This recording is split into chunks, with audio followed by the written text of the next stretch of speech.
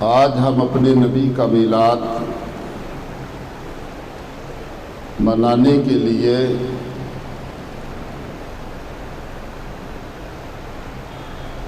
پورے ذوق و شوق کے ساتھ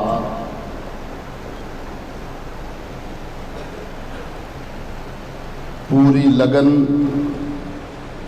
محنت، جد و جہد، قد و کاوش کے ساتھ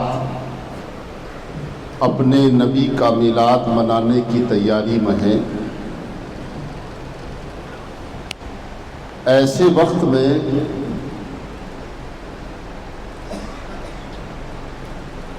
لوگ ہمارے ذہنوں کو منتشر کرنے کی کوشش کر رہے ہیں،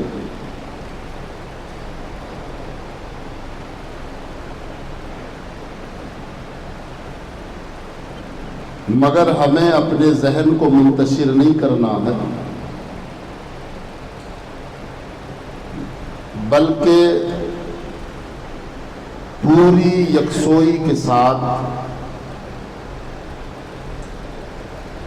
اپنے ذہن و فکر میں اپنے نبی کی یاد کو بسانا ہے، اور بروز پیر 12 ربیع الاول کو اپنے نبی کے نام پر جھنڈیوں کے ساتھ جلوس محمدی کا اہتمام کرنا۔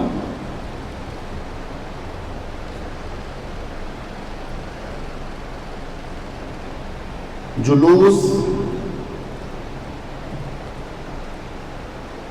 اس شان و اہتمام کے ساتھ ہونا چاہیے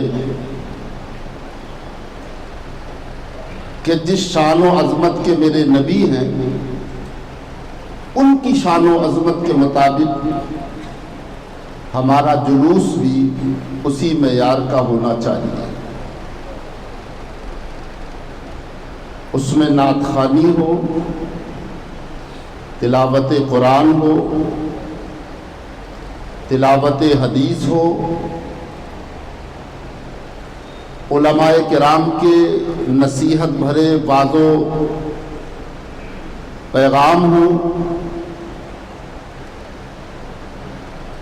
تاکہ لوگوں کے ذہن میں یہ بات آئے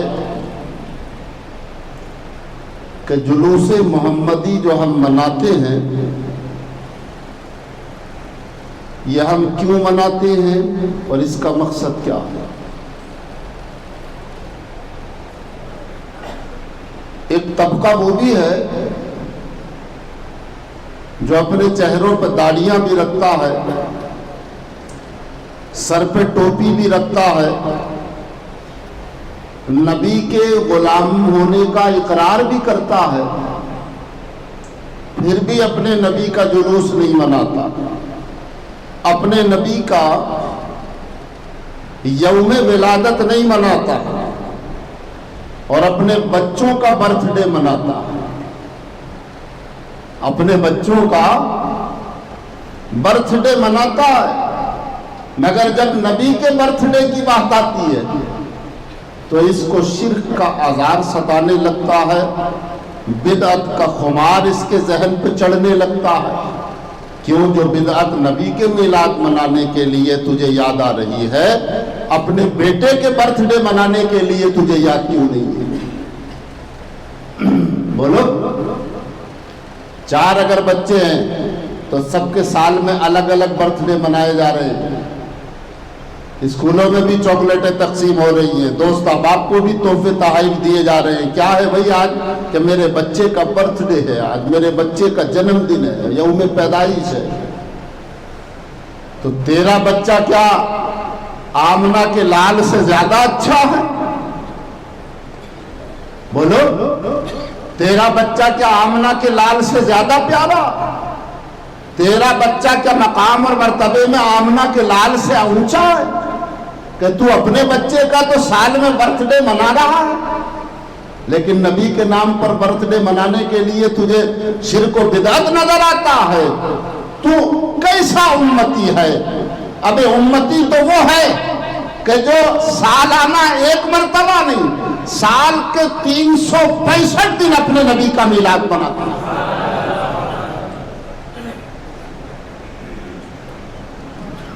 ہر روز اپنے نبی کا میلاد مناتا.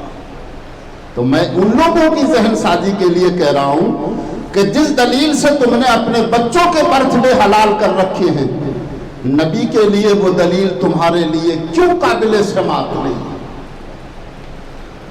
نبی کا جلوس لے کے نکلو تو ان کے چہرے اتر جاتے ہیں، شریک تو ہوتے ہی نہیں ہیں، اور جہاں ان کا بس چلتا ہے اس کی مخالفت بھی کرتے ہیں، اور جہاں ضرورت محسوس کرتے ہیں رکوانے کی بھرپور کوشش کرتے ہیں.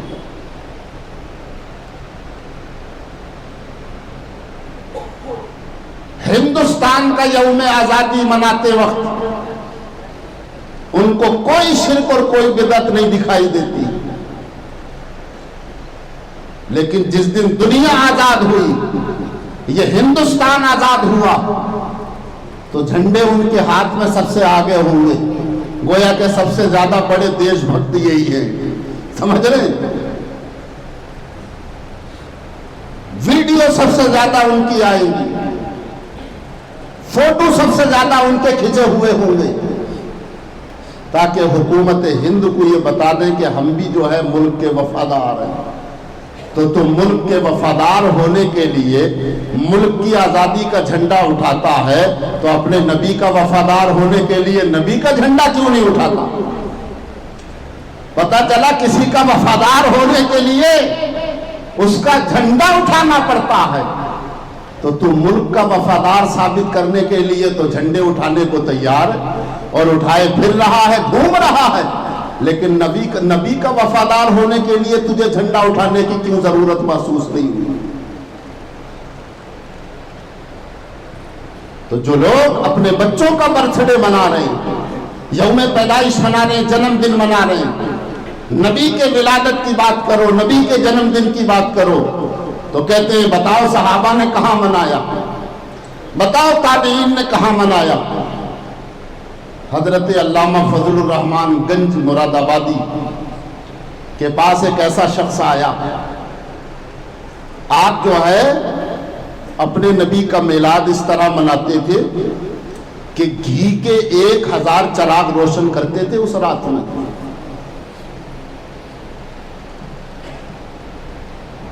کتنے؟ 1000 چراغ. وہ چراغوں کا دور تھا، اب لائٹنگ کا دور ہے. اب لوگ لائٹنگ لا کر کے اپنے گھروں کو سجاتے ہیں، اندر لگاتے ہیں، کسی کو اللہ نے اور زیادہ توفیق دی ہے تو باہر لگاتا ہے، بلڈنگوں کو سجاتا ہے. نبی کے میلاد کے نام پر جو بھی خرچ کر رہا ہے وہ فضول نہیں ہے، اسراف نہیں ہے، بلکہ یہ اللہ کے رسول کے نام پر ہونے والا خرچ انشاءاللہ آخرت میں اس کا اجر دیا جائے گا. یہ بڑی ذمہ داری کے ساتھ میں اس منصب سے کہہ رہا ہوں. یہ فضول خرچی نہیں ہے، یہ اسراف نہیں ہے. لوگ آج اسراف کا عذار ستانے لگتا ہے لوگوں کو، لیکن یہ اسراف نہیں ہے، بلکہ یہ نبی کے نام پر ہونے والا خرچ انشاءاللہ آخرت میں آپ کے لیے ذخیرہ ہے، ضرور اس کا اجر دیا جائے. امام قسطلانی شارح بخاری ہے، ارشاد الساری شرح بخاری 15 جلدوں میں آپ نے لکھی ہے. انہی کی ایک کتاب ہے جس کا نام ہے المواہب الدنیا. امام زرقانی نے اس کی شرح کی ہے 12 جلدوں میں. کتاب ان کی 2 جلدوں میں ہے، مگر امام زرقانی نے 12 جلدوں میں اس کی شرح کی ہے، شرح الزرقانی علی المواہب الدنیا کے نام سے. وہ اپنی کتاب کی پہلی جلد کے صفحہ 78 یعنی 78 پر لکھتے ہیں کہ جس گھر میں یوم ولادت مصطفیٰ کے موقع پر میلاد منایا جاتا ہے، میں حوالہ دے رہا ہوں، جس کی طبیعت چاہے دیکھ لے، اور یہ کوئی ہندوستانی عالم بھی نہیں ہے، عرب عالم ہے. یہ پہلی جلد المواہب الدنیا کی صفحہ 78 پر آپ لکھتے ہیں یوم ولادت مصطفیٰ کے موقع پر جس گھر میں محفل میلاد کا انعقاد ہوتا ہے اللہ تعالی سال بھر تک اپنے نبی کے میلاد کے صدقے اس گھر میں خیر و برکات کا نزول فرماتا ہے۔ یہ امام قسطلانی نے لکھا ہے جو عرب عالم ہے، اور آج کے نہیں ہیں، یہ کئی سو سال پرانے عالم ہیں۔ ملا علی قاری مکی کو لے لو، ایک لسٹ تیار کی جب میں حیدرآباد گیا تو ایک لسٹ میں نے دیکھی وہاں پر امت کے ان مشاہیر کی کہ جنہوں نے محفل میلاد کی عظمتوں اور اس کے ثبوت پر کتابیں لکھی ہیں۔ تو جن مشاہیر کا پتہ لگ سکا تقریباً 300 سے زیادہ وہ مشاہیر ہیں کہ جنہوں نے اپنے نبی کے میلاد پر کتابیں لکھی ہیں۔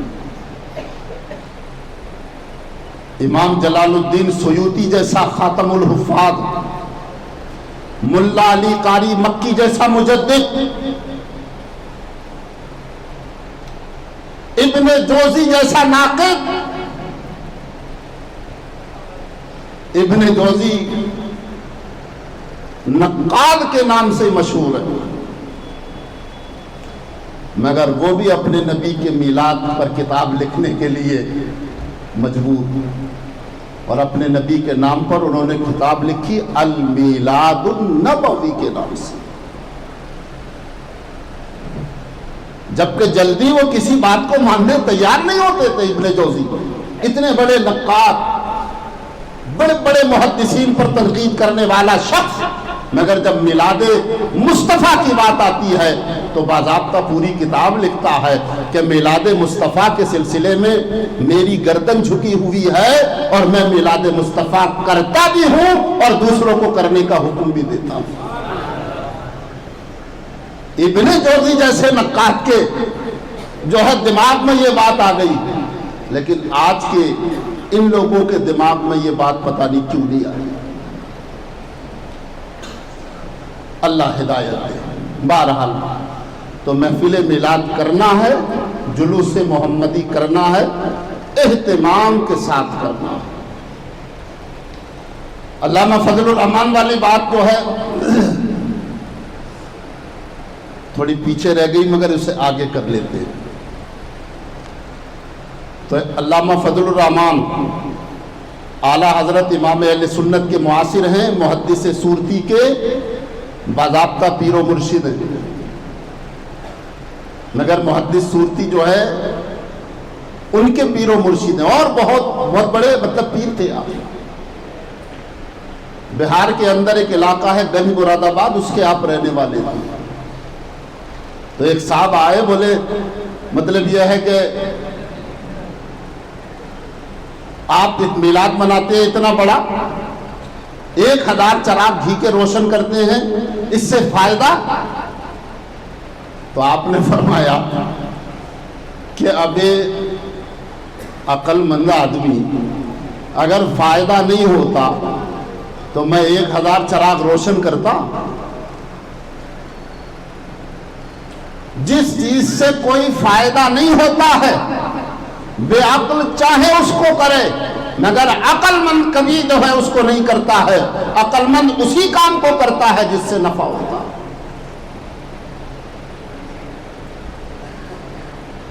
جب وہ آپ کے پاس آیا تو اس نے کہا کہ یہ 1000 چراغ روشن آپ نے کر رکھے، یہ بدعت ہے، صحابہ نے کبھی روشن کیے؟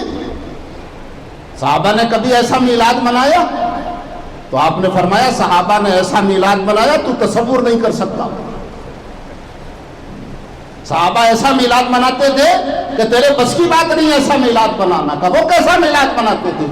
کہا وہ ایسا میلاد مناتے تھے کہ جنگ کے موقع پر اپنے نبی کا ذکر کرتے تھے، نبی کا میلاد کرتے تھے، اور جب آخری ٹائم آتا تھا تو شیرینی لڈو یا جناب والا دوسری شیرینیاں نہیں بلکہ اپنے سروں کا نذرانہ اپنے نبی کی بارگاہ میں پیش کرتے تھے۔ تیری ہمت ہے؟ صحابہ نے تو ایسا میلاد منایا ہے تو سوچ نہیں سکتا، تصور نہیں کر سکتا۔ ایسا میلاد صحابہ نے منایا۔ وہ تو میلاد مصطفیٰ مناتے تھے اور جب آخر میں صلاۃ و سلام پڑھ کے جب نذرانہ بانٹنے کی بات آتی تھی تو اپنے سروں کو تقسیم کرتے تھے، اپنے سروں کو بانٹتے تھے، نبی کے نام پر سر کٹواتے تھے۔ ایسا میلاد منایا صاحب۔ کچھ لوگوں کو یہ بھی آزار ستاتا کہ بھئی ایک بار منا لیا بات ختم ہو گئی، اب یہ ہر سال معاذ اللہ کتابوں میں لکھا گیا کہ نبی کا میلاد ہر سال، جیسے کندیا کے جنم جیسا، براہین قاطعہ میں تو لکھا باضابطہ۔ خلیل احمد امبیڈکر کے نام سے یہ کتاب شائع ہوئی دارالعلوم دیوبند سے، اس میں لکھا گیا کہ نبی کا میلاد گویا کہ ہر سال کنیا کے جنم جیسا بناتے ہیں۔ کیا آپ ایسے ہی مناتے ہیں نبی کا میلاد؟ اس سے بڑا حملہ اور کیا ہو سکتا؟ میں تفصیل میں جانا نہیں چاہتا، آپ خوب جانتے ہیں اچھے طریقے سے کہ کون سا فرقہ اور کون سا گروہ نبی کے میلاد کا مخالف ہے۔ حضرت علامہ ہدایت رسول صاحب رامپوری علیہ الرحمہ خلیفہ اعلیٰ حضرت ہیں، بہت بڑے نامور وائس تھے، اور سیدنا غوث اعظم کا یہ صدقہ عطا ہوا تھا کہ 1 لاکھ 2 لاکھ 5 لاکھ کے مجموع سے خطاب کرتے تھے، لیکن لاؤڈ اسپیکر کا زمانہ نہیں تھا وہ ٹائم پر، مگر سب پر علامہ ہدایت رسول رامپوری کی بات سب تک برابر پہنچتی تھی، آواز سب تک برابر پہنچتی تھی۔ یہ غوث اعظم کی کرامت ان کو عطا ہوا، اور شیر بے شیر اہل سنت انہی کا لقب ہے۔ سب سے پہلا شاہ درگاہی محبوب الہی رحمت اللہ علیہ کے آستانے کے احاطے میں آپ بھی آرام فرما ہے، رامپور کی سرزمین پر۔ سمجھ رہے ہیں آپ؟ ہاں، تمہارے دشمنوں کا سر کچلنے کو رہے باقی، غلامان شہ احمد رضا خان یا رسول اللہ۔ سمجھ رہے ہیں آپ؟ یہ آپ ہی کا کلام ہے۔ ہاں،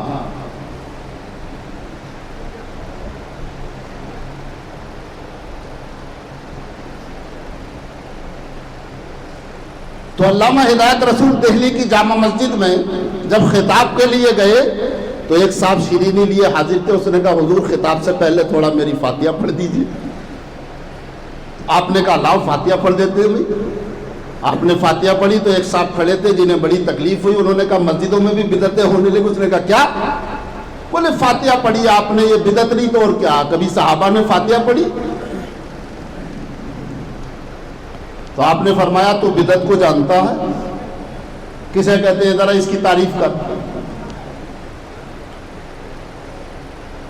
تو اس نے کہا وہ ہر وہ کام جو رسول اللہ کے زمانے ظاہر میں نہ ہو، جو رسول اللہ کے زمانے میں نہ ہو۔ تو آپ نے فرمایا یہ کیا تیرے باپ کا زمانہ ہے؟ کیا فرمایا آپ نے؟ یہ بھی تو میرے رسول ہی کا زمانہ ہے۔ زور سے بولو ذرا۔ فرمایا یہ کیا تمہارے ابا کا زمانہ ہے؟ کس کا زمانہ ہے بول؟ جھوٹ اگر بولے گا تو مسجد میں خیر نہیں تیری، بتا کس کا زمانہ ہے؟ کوئی اور نبی آ گیا جو اس کا زمانہ آ گیا؟ کہا نہیں، میرے نبی خاتم الانبیاء ہیں۔ کہا پھر قیامت تک میرے نبی کا زمانہ ہے، قیامت تک جو بھی دین میں اچھا کام نکلے گا وہ میرے نبی ہی کے زمانے میں نکلے گا، اس لیے کہ قیامت تک میرے نبی کا زمانہ ہے۔ آج کسی اور کا زمانہ آیا؟ آج بھی تو میرے نبی کا زمانہ۔ اور یاد رکھو میرے نبی جناب محمد الرسول اللہ صلی اللہ تعالی علیہ وآلہ وسلم دین کے ایسے ہی نگہبان ہیں جیسے اپنے حیات ظاہری میں تھے۔ ہاں، مگر سب کو نظر نہیں آتے، اس لیے کہ میرے آقا صلی اللہ تعالی علیہ وسلم دین کو چلانے والے ہیں۔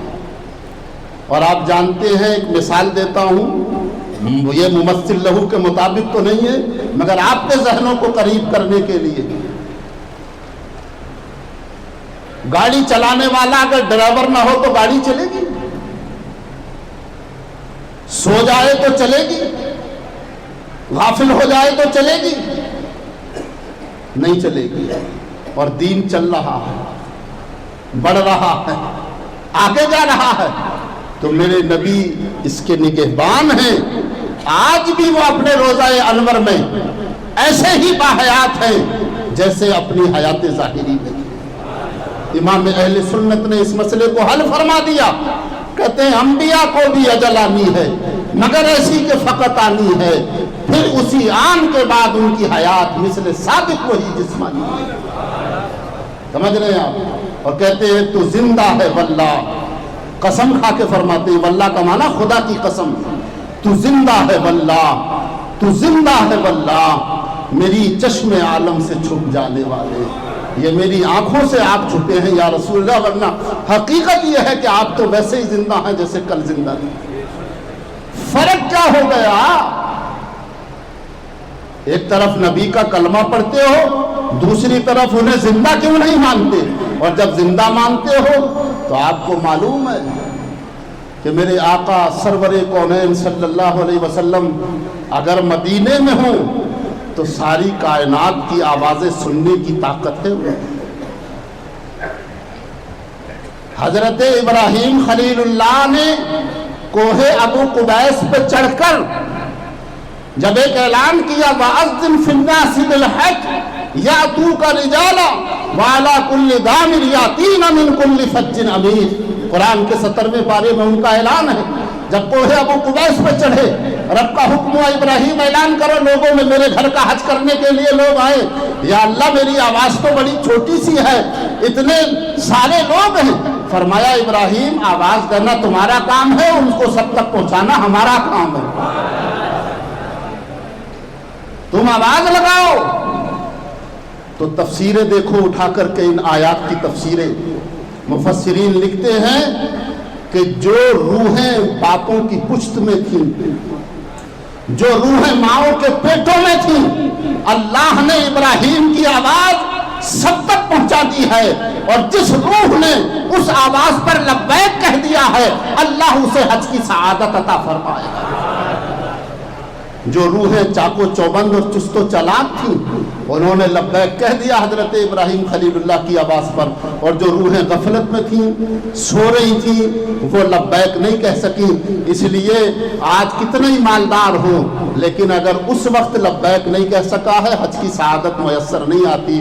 کتنا ہی غریب ہو اگر اس وقت لبیک کہہ دیا ہے تو اللہ اس کا غیب سے سامان فراہم کر دیتا ہے، حج کو چلا جاتا ہے. کتنے کتنے مالدار حج نہیں کر پاتے اور کتنے غریب حج کر لیتے ہیں. یہ سب اسی لبیک کا صدقہ ہے جو حضرت ابراہیم خلیل اللہ کی آواز پر کہا تھا.